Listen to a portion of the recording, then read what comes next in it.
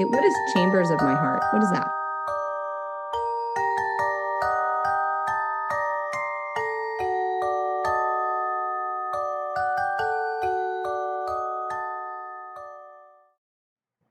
Hey guys, it's your humble host, or if you prefer, so long time no see. I did not realize how long it's been since my last video.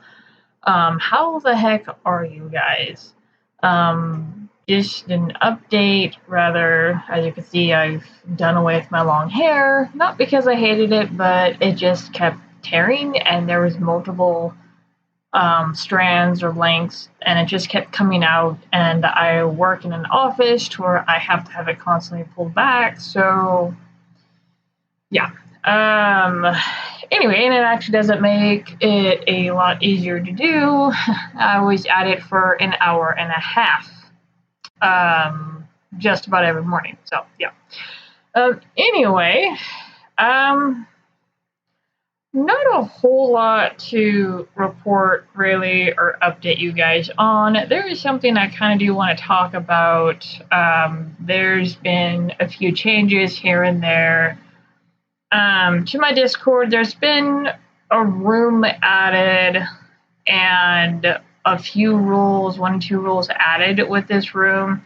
So for those of you who are not in my Discord or who have yet to venture in there or who haven't been in there active, it's not very active these days anymore. But long story short, if you haven't been in there or haven't been poking around in there for quite a while, there is a room now called the Firearms room. Over the past few months, I have been slowly but surely learning about firearms, and that includes how to fire one. And I kind of wanted to talk about the process just to kind of update you guys. It's something that me and my husband, and this is a talk to you guys, especially if you guys are married, you guys have to have this conversation with your spouse. Obviously, having a gun, a firearm is not a toy. It could be a hobby. You have competitions and things like that, but I'm not going to include that in this video. That's another time. I'm not trying to get into competitive shooting, nothing like that. But just kind of bring it to like the general importance of it. So, as I was saying, you have to have this conversation with your spouse. It's a very serious conversation because it means quite a few different things. First off, you introduce the idea of home defense, and people will possibly go, well, you can defend yourself if somebody breaks in without a gun. Possibly, maybe, no, depends on who breaks in your house with what and why. And so, especially if they have a gun of their own, in security, we call that an active shooter event. So somebody has broken into the building and they are armed and they're after something or someone. So anyway, so when it comes to having that conversation with your spouse, because me and my husband have had multiple conversations throughout the years about getting one, you first have to discuss why you want to get one. And that may seem like a redundant thing, or it may seem unnecessary, but it's a conversation to like, hey, why do we want to increase the security of our house? Why do we want to take this step with our home defense? Why do we feel like this is necessary? I'm not saying guns are bad. Like I actually posted this on my Facebook and in my Discord, I believe, is the more I'm learning about firearms and the gun laws, especially for my state and the state of California and like Washington, because I'm starting to get more and more of that stuff in my YouTube feed now because I'm looking certain stuff up. I am realizing just how delusional and weird gun grabbers are, like straight out. I am all for people getting proper training. I'm all for people knowing what they're doing before they handle a firearm, learning how to handle one properly. There's all kinds of disciplines and things like that. But I'll give you an example, and then I'll bring it back to the ethics. So we're going off into the weeds just for a minute. For example, the law that Colorado just passed, the SB 25003, which allegedly bans the sale, transfer, distribution of semi-automatic shotguns and rifles that have a detachable rifle and gas-powered semi-automatics that also have a detachable, did I say rifle? I meant magazine, excuse me. Detachable magazine. The guy who authored the bill, now, I sympathize with him, but I do not appreciate him taking out his grief on everyone else. The guy who authored the bill is a father who lost his child many, many years ago in the Columbine incident. Anybody who went through high school in the early 2000s, late 1990s has heard about this. I heard about this first in 6th grade, and that was many years ago. So no parent should lose their child at all, especially to that sort of thing. My sister died of a type of gun violence. Not a mass shooting, but she did die 13 years ago. The anniversary was yesterday, from gun violence. So, but that does not give me the right to try to disarm and take my grief out on everyone else. And this is what this father has done, who has authored this bill. And I'm paraphrasing what he said, but he was talking about how anybody who is going to load a gun is now going to have a bolted magazine to it. And anybody, because I do know how to clean, in general, a firearm. This is one thing I have learned, and I am still practicing or whatnot. You can't have ammunition in the gun. You cannot have a loaded magazine in the gun. You have to discharge and clear the firearm completely before you start cleaning it and taking it apart. So for this guy to go, well, people who load the gun will now have a magazine that does not become detached. Feelings offer no point of logic, and I sympathize with him. We've seen multiple mass shootings since then, but every single time it's like somebody already knew the person was going to cause trouble. They were already on somebody's radar. That's for a whole other video, but that's just an example of me going, gun grabbers are delusional and weird, and there is an active effort to disarm the American people. And anyway, getting out of the weeds and going back to the thing, you guys get what I'm saying, that anybody who practices their Second Amendment understands exactly with what I'm saying. Anyway, so going back to the conversation, you have to have that conversation with your spouse, husband, wife, whether you trust them, do they trust you, and what the procedure is, and there's just so many conversations to be had there. And me and my husband have had multiple conversations throughout the years. And then there is the actual purchasing of the firearm. You obviously need to get something that you can wield. Hand grip, I've been working on my hand grip, because depending on the firearm that you get, and you have to get something that actually fits your hand. If you have a big hand, don't get something that's going to be teeny tiny in your hands, because you're not going to be able to secure it properly, because you're going to be doing like that weird finger cup thing. Get something that fits comfortably in your hands and that you would be able to work on your grip and learn how to wield properly. Like, there's going to be guns I'm never going to be able to fire because they're too big. They're way too big, or the handle of it is too chunky, or I'm not strong enough for the recoil. I've already been told by certain friends of mine just to avoid certain firearms, like a 357. It's going to be too big for me to shoot. And if you don't have a proper grip when it comes to wielding a firearm, and that also requires, because like the recoil, part of your grip is your arm strength. So if you don't have enough of that, that gun is going to bite you. And I'm not talking about you shooting yourself. I'm talking about when you go to shoot, there's the back part of the gun, the rack, because if you don't have enough grip, the recoil is going to cause that gun to pop to the side or whatnot, and it's going to scuff. Like for me, I'm right-handed, fire with my right hand, it's going to bite you right there. And when I first started shooting, it did, and I'm still very much a novice, so please do not ask me firearm questions. I'm still very much learning. There's a lot of stuff I am reading up on. There's still stuff that I need to look into purchasing, because that's a whole other thing too. When you have that conversation with your spouse about getting a firearm, there is a lot of money you have to sink into it. How much are you willing to purchase on your firearm? What is required, like depending on the laws of your state. And I know you have, so there's multiple arguments. Well, the state's already breaking the law by enforcing certain laws are unconstitutional, so therefore I'm not going to follow the law. And that's a whole other topic, but just, yeah.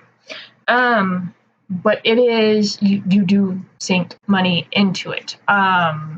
There's safes, there's cleaning kits, there's possible parts.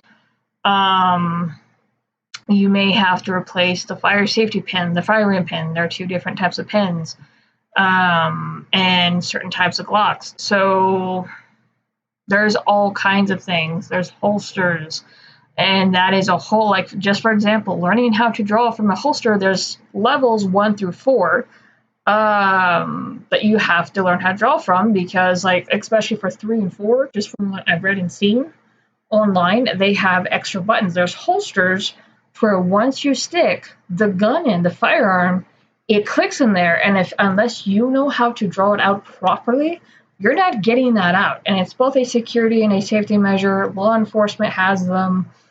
Armed security guards have them. I believe private security that's armed might have them. But that's just another example too, is you have to sink money, that you have to have this conversation. You have to figure out how to train. There's all kinds of conversations to be had, and it's going to seem like a lot at first, because there's also conversations that you need to have with yourself. A post that I put on my Facebook is there's questions that you have to ask yourself. First and foremost, what are your real intentions with a firearm? Why do you want to carry one around? Especially if you want to get concealed carry. Where's your heart at? And people think that's a stupid question. No, like, we've seen this with cops. We've seen this with security companies, where people get armed because they think they're a badass. They want to have a form of power. Let me put this right now. Having a firearm is a big responsibility. And granted, like I said, I'm still very much new to it. But it's not a thing of power. It does not make you a badass. And I know we see in movies and like John Wick. I'm not knocking those. I like John Wick. But I'm just using it as an example. It does not make you a badass. It does not give you a sense of power. It's not any of those things. It is a tool for self-defense. And that's also the thing when it comes to self-defense, whether you are protecting yourself, whether you are protecting someone else, whether or not, when and if, God forbid, the time comes where you have to draw, is that something that you're actually going to have the stomach to do? And that's a very big thing, too, is like when you go to draw, don't ever pull out your pistol unless you intend to shoot. There's other questions to be asked. Was the situation unavoidable? Was the situation, could it have been de-escalated? There's all kinds of questions. And then one of the conversations, just like me and my dad had, is it's permanent. Once you draw and you fire, and whether you are protecting someone, you are still neutralizing a threat. It is permanent. You cannot take that back. So whether or not you are able to live with something like that, because at that point, and I had this, I don't remember why or how it came up. I don't remember. It was one of my uncles. I believe he's a chaplain. He was either concealed carry. I don't remember, but he had his holster on. And I remember the butt of his gun being very thick, and he kind of just let me pick it up. I didn't take it out all the way. He just let me feel how heavy it was, and I carefully just kind of lifted it up and put it back in. And I understood from a young age that when you do neutralize somebody, it's lethal. It's more than likely going to be permanent. And at that point, whatever future generation that person may or may not have had is just completely gone. They're gone. They're done. Femtide is just everything gone, done. And so you have to ask yourself whether or not that's something that you're going to be able to live with. And there are, I can't remember how I came across this. I think it was like on Facebook or whatnot. But because that's such a big ordeal, and it's a heavy, there's actually groups for people who have had to take that step to protect themselves or to protect someone else. So that's another conversation you have to have, because you just don't carry around a firearm for funsies. It's not a toy. Even just handling it, how to discharge and clear it, you have to have discipline with it. You can't just open up the chamber. You can't point it at yourself. You can't like, oh, is it empty, and look down the back. No, you can't do that. Just knowing how to properly clean it. Even if the gun's not loaded, as the saying goes, you don't point it at someone. You always treat it like it is loaded. You never know. And then learning just how to clear and discharge it within itself. Something that happened to me at the range this weekend and even last weekend is I had some jamming malfunctions. And I don't know if it was because the magazine or the bullets I was using, I'm not entirely sure, but how to unjam just a small pistol. You have to do that safely, and there's ways to do that. Tap, rack, and roll. Because I looked it up. Wonderful video where you can have your gun double feed. You can have what's called a stovetop, where there's bullets sticking straight up, and you can't rack your gun. Or because the way that the bullets feed from the magazine is now stuck, and you have to like rip the magazine out. So there's a safe way to do that, all while exercising trigger discipline, because you never have your finger on the trigger unless you intend to shoot, and especially when your gun is jammed and you're trying to unjam it, you don't have your finger on the trigger.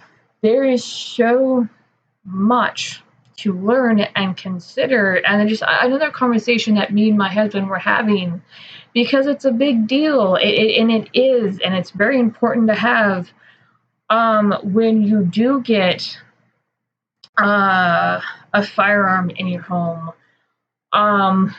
having one ready to go just in case. It feels different. There's a whole different meaning versus having one that's completely taken apart and the ammunition is separate downstairs in a box, versus having something that you can grab and know where everything's at, and you possibly have 3 to 5 seconds to grab and get everything if somebody busts through your door trying to take your stuff. And I know the argument too is, well, is your stuff more important than their life? That's not the right question. The right question is their life more important than mine and my house? Because at that point, guys, you have a bunch of dumb people like, well, you shouldn't have shot somebody who was just in there stealing their stuff. At that point, if somebody's coming in to cross my threshold of my home, they don't care about their own life. They care more about what shit they can get, possibly killing and stealing, and at that point, they have thrown their life away. And they're invading my home. So you're going to pay the consequences of that, because I don't know you. I don't know what you're after. I don't care. I don't know what you're going to do to get whatever you're trying to get. I don't care. You're in my house. I didn't invite you. You busted through my window, my door. So, I mean, sorry for like the heavy topic after 2 months, but this is stuff that I've been busy with. There's still a lot of stuff that I'm learning. There's still a lot of stuff that I am processing. And people like, let me point out, because I know I'm going to get some person on here, whether it's in the comment section or elsewhere, is like, well, it's stupid. You shouldn't have to have all these multiple conversations to get a firearm. It's a constitutional right. It's our Second Amendment, blah, blah, blah, blah, blah. Yes, it is our Second Amendment, and we have people in power who are trying to do it away with the Second Amendment. So that I understand, but at the same time, it's not like getting a car. Now, with a car, because I kind of think of firearms and vehicles kind of along the same lines, where you need to have some sort of training, but one is a constitutional right where the other one's a privilege, but you still need some form of background check, because they do run, like when you go for a driver's license, they still run some sort of background check to make sure you don't pop up in another state underneath a suspended license, or you have some sort of restriction that you're not allowed to drive. Like, they do run a form of background check when you get a driver's license. You get a credit check done on you when you go to purchase a car for the first time, whether you're getting from a secondhand dealer or a brand spanking new vehicle. So both of them require some sort of background check, certification, that sort of thing. So with that being said, you still need to know what you're doing. You still need to know what to consider. Now, as I said, when it comes to purchasing a car, it's not. I mean, obviously, still you need to know how to drive and handle the car so you don't kill people and or yourself. And the same thing goes for a firearm. It's very much a big deal. Now, a vehicle, should everybody be driving? No, I'm sure you guys have interstates or parts of town that are just like, why are you people driving? Go take a bus, go find a taxi, something. But it's still a rite of passage. And then when it comes to the firearms, not everybody has that rite of passage.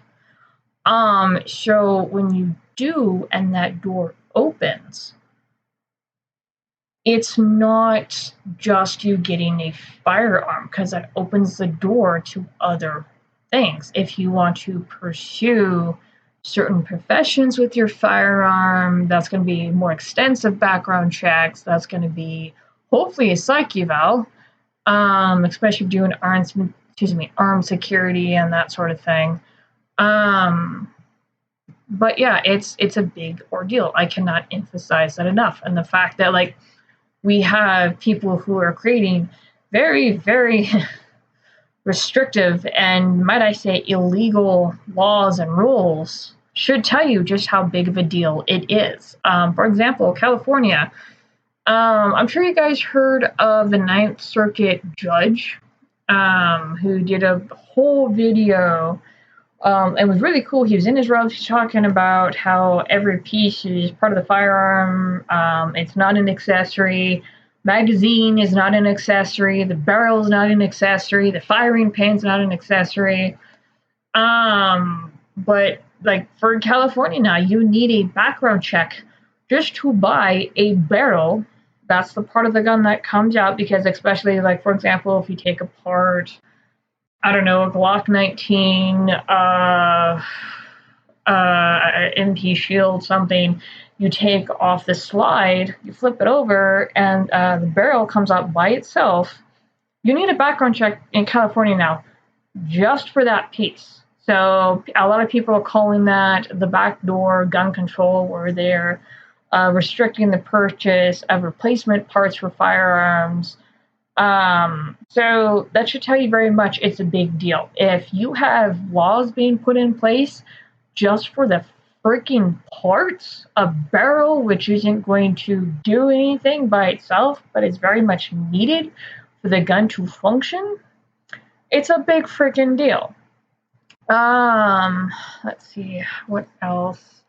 I already went over drawing from a holster. There's a discipline for that. There is how to clean it. You have to do that safely. And even how to properly lube a firearm, depending on what firearm it is. For a small hand pistol, you can't just glob it on there, because you can gunk up where the fire pin comes out of.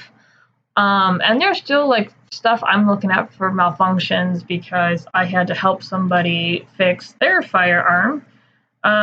Because when they got it, pretty much when the slide was backed and locked, if you were to tilt it this way or that way, the fire safety pin would poke in and out, and it's not supposed to do that. So I had to help them take it to someone else who looked at it, and then take it to a gun store, an armory store, and everybody said the same thing. This is not supposed to be doing that. So we had to look up parts and get it now fixed. So that's just another thing, is making sure whether you are purchasing secondhand, because there's people who get stuff from police auctions and things like that, making sure you know what you are looking for with a secondhand firearm, because there could be something wrong with it. I think the individual I helped, we had to replace both the fire safety pin and the fire pin just to be on the safe side, and it fixed the problem, and it fires just fine. And even with the new one, you have to make sure you didn't get a what's the word I'm looking for? A manufacturing problem with it. And you also have to know how to clean and move them. Like brand new guns, you can't just go out and fire. You have to lubricate it, and you can't do it too much. So there's just a whole lot that for these past 2 months that I have been looking into. I have been researching, I have been sinking money into, and it's not even anything crazy. It's just the basics. It's just getting something that fits in my hands, something that I can use, and learning to use efficiently, and making sure I'm doing it for the right freaking reasons. And then even where to store your firearm in your house, that's a whole other thing. Because you have to consider when and if somebody might break in, and from where. If you have people over, if you have small children, that stuff has to be locked down and secure. I've found out just how annoying trying to get a spare key for a digital effing gun safe is. I already have the shit, but they're telling me I need to get a document notarized to get spare keys to the safe I already have, and I already have the original keys. I just want spares. It's a whole freaking thing. So I'm learning how redundant, and if I dare say how stupid some of this is, because some of it is freaking stupid, where it's just like, this isn't going to prevent what you think it is. This isn't going to do it. Just like the stupid SB 25003 law that just passed in Colorado, or the stuff that's coming out in California. As I said, I'm getting more and more of this stuff in my feed, where it has been revealed that the Department of Justice under Biden was going after lawful gun owners in the state of California, and then they were purposely holding up, like a backlog was being created of people who wanted to conceal carry in California. And just to show you how freaking dumb this is, so California, because there's laws about magazines, and a magazine is a part of a gun that comes out, like a pistol, a hand pistol. It's where the bullets are kept. California, 10 bullets are allowed in that magazine. Anything else is considered large capacity. Anybody's been to a range, 10 bullets is not shit. Colorado here, it's 15. 15 max. Not a whole lot. Just, yeah, it's dumb, and especially when trying to find certain stuff, because of the restrictions and other stuff, you can't get certain stuff online because they can't sell to certain states, which they have to cover their own ass, and that's fine. It's just freaking annoying. As I said, for a new gun owner, I'm looking at this stuff going, this isn't going to do anything what you think it's going to do. This isn't going to prevent the problem. And also, let me point out while we're on the damn subject here, Because Chicago is a perfect example, California, perfect example, Colorado, perfect example. Well, Chicago's not a state, but Illinois. You have any state that's a sanctuary state has the most stupidest restrictive gun laws and has the worst fucking crime. Chicago, shiny example. Sanctuary city, very high gun control, highest gun crime. Colorado, downtown Denver, sanctuary city, strict gun laws, high crime. California, you guys get the fucking message. Washington State, I believe, I don't remember which part is the sanctuary city over there. It might be Seattle. Restrictive gun laws. They had red flag laws over there. Sanctuary city, high crime. Red states don't seem to have that frickin' problem, but as we're seeing, more and more states are starting to follow suit. So, all this, there is so much stuff to consider. Can firearms be a hobby? Definitely. There's collectors, there's competitions, there's all kinds of things. But it's still very important to know where you're at when you're considering getting one. And am I of the mind that everybody should have one? No. Like I said, so this is where I kind of see it so much of a car. Should everybody be driving? Hell no. Should everybody have one? No. So I am not a Second Amendment absolutist. I am. There should be some restrictions. Like for example, if you guys remember the article, it came out a few months back. That because this went up all the way to the Supreme Court. I forget what the case is called, but Clarence Thomas was one of the Supreme Court justices that voted against the ruling, and the ruling was pretty much saying that, hey, if you're accused of domestic violence, which I know is a whole other can of worms, like we're not gonna, I know people get Me Too'd and all that other stuff, and for now we're just going to keep it cut and dry. If you're accused, convicted with domestic violence, you are not allowed to have a firearm. Now, this, on the surface, I agree with 100% because if you are violent to your spouse, you don't need to have something like that. Like, period. And that goes for both men and women. No, because you've already proven yourself to be a violent person, hurting somebody who's close to you in your own home. We don't need to make that worse. We don't need to enable anything else with you. No.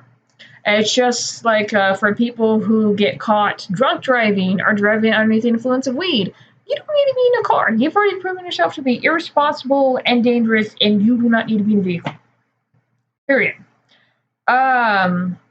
So that's the way I look at it, because I've seen on some channels like the logic or the arguments where people go, if someone says they're for the Second Amendment, but then ignore the rest of the conversation, or I don't agree with that. I really don't. I am in the process of like learning and figuring out where exactly I stand on certain things. I am for people getting training and certifications if you want to pursue carrying a firearm on a professional level. Because like for me, if you have a firearm and you're messing with it and you don't know what you are doing and you're going to possibly kill someone and or me and or yourself, I'm calling the cops flat out, because it's like I'm not going to climb into a car with somebody who's at the wheel who doesn't know what the fuck they're doing. It's the same logic. Agree with me, disagree with me, whatever. Same freaking logic. If you don't know what you're doing, you don't need to be touching it, and you don't need to be fucking messing with it. Bottom line. And so that was one of the first things when I went to the shooting range for the first time with my husband and a friend, is learning how to just handle the firearm, how to properly load it, how to rack it and discharge it and all that stuff even before learning how to fire it, in which it's still a process. I am still very much a novice, but again, I'm not going to touch something, especially when it comes to a firearm, that I don't know how to handle. I've got more comfortable with small hand pistols, but there are certain firearms, obviously, that I don't know how to handle, so I'm not going to touch them until I'm shown how to properly handle them. It's common sense, or at least should be. Anyway, that's what I've been up to, and it's, as I said, it's not for everybody. Everybody has their own feelings and stuff on the matter. I will say one thing. If you're logic, because I've seen this too, and I think people are effing stupid, or they're blind, they're delusional. I've seen these comments that only police should have guns, and or the military, and suffice to say, how is that working out for the UK, or for Australia, or for the other countries that have disarmed their citizens in full? You want a taste of what's going on in the UK? Do you want a taste of what's going on in Australia? Do you guys remember the lockdowns in those two countries? Hell, we can even look at China. There's a reason why Americans go, no, we're going to keep ourselves armed, even if it's to a degree. You're not getting these. I would think American history would be a wonderful reminder to people and why we left a certain country and chased them off and went hell no, and why the Second Amendment was established. So you do have people who think that the citizens should be disarmed and just the government, which all I gotta say is God help you, because you're living in some sort of fantasy land that the rest of us don't want anything to do with. Yeah, and it's also a reason why certain ideologies are not allowed to take over here. That's a whole other thing. We're not going to pretend. Anyway, so with that being said, I'm going to end it here. Sorry it's been so long, as I said. As usual, I have been busy, not really following a whole lot of stuff online. I see some stuff here and there in passing, but I am working on, shall we say, the next rite of passage, the next growing up block, so to speak. It's just something that's, as I said, me and my husband have been talking about for years. And the door has finally opened, and it's something that I do take very seriously. It's something that I want to make sure I'm in the right mindset, where my heart is in the right place, have the right intentions. Because, yeah, it's something that's very permanent when all that knowledge, all that training, all that gets put into use. And that's what it comes down generally to wielding a firearm, is self-defense, or going on the offense if you're protecting someone, if you're a police officer, if you're an armed security guard, if you do private security, if you're military, National Guard Reserve. That's what it comes down to. It's something very permanent. And I don't know, because I'm new to this whole sphere, I don't know if that's a conversation that a lot of people have. I don't know yet. I know I've had conversations with trusted people who I know I can talk about it, and we can have a very thorough discussion about it. My husband included, certain friends of mine. But yeah. Owning a firearm is not for everybody. Not everybody's comfortable with it, and that's perfectly fine. The only thing that I would ask is, don't try to take it from the rest of us. So anyway, with that being said, I will be around. Not sure when I'm going to put out another video, but I will see you guys later.